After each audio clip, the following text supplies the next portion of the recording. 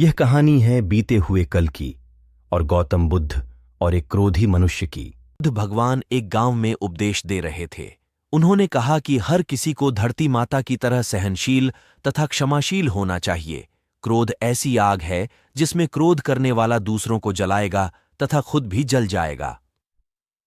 सभा में सभी शांति से बुद्ध की वाणी सुन रहे थे, लेकिन वहां स्वभाव से ही अतिक्रोधी एक ऐसा व्यक्ति भी बैठा हुआ था जिसे ये सारी बातें बेतुकी लग रही थीं।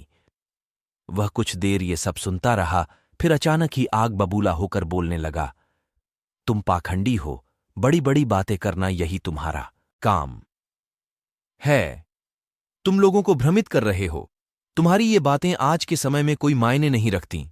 ऐसे कई कटु वचनों सुनकर भी बुद्ध शांत रहे। अपनी बातों से ना तो वह दुखी हुए, ना ही कोई प्रतिक्रिया की। ये देखकर वह व्यक्ति और भी क्रोधित हो गया और उसने बुद्ध के मुंह पर थूककर वहां से चला गया। अगले दिन जब उस व्यक्ति का क्रोध शांत हुआ तो उसे अपने बुरे व्यवहार के कारण पछतावे की आग में जलने लगा और वह उन्हें ढूंढते हुए उसी स्थान पर पहुंचा। पर बुद्ध कहाँ मिलते, वह तो अपने शिष्यों के एस वाले एक अन्य गांव निकल गए थे। व्यक्ति ने बुद्ध के बारे में लोगों से पूछा और ढूंढते ढूंढते जहां बुद्ध प्रवचन दे रहे थे वहां पहुंच गया। उन्हें देखते ही वह उनके चरणों में गिर पड़ा और बोला, मुझे क्षमा कीजिए प्रभु। बुद्ध ने पूछा, कौन हो भाई, तुम्हें क्या हुआ है, क्यों क्षमा मांग रहे हो? उसने कहा, क्या आप भूल गए?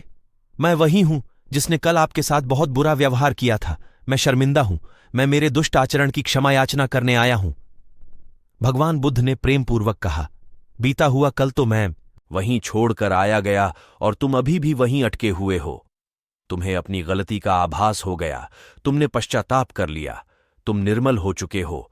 अब तुम आज में प्रवेश करो। बुरी बातें तथा बुरी घटनाएं याद करते रहने से वर्तमान और भविष्य दोनों बिगड़ते जाते हैं। बीते हुए कल के कारण आज को मत बिगाड़ो।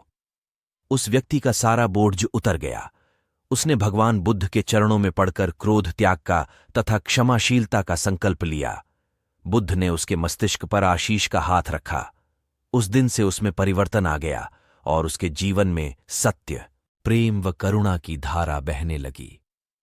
मित्रों, बहुत बार हम भूत में की गई किसी गलती के बारे में सोचकर बार बार दुखी होते और खुद को कोसते हैं। हमें ऐसा कभी नहीं करना चाहिए। गलती का बोध हो जाने पर हमें उसे कभी ना दोहराने का संकल्प लेना चाहिए और एक नई ऊर्जा के साथ वर्तमान को सुदृढ़ बनाना चाहिए।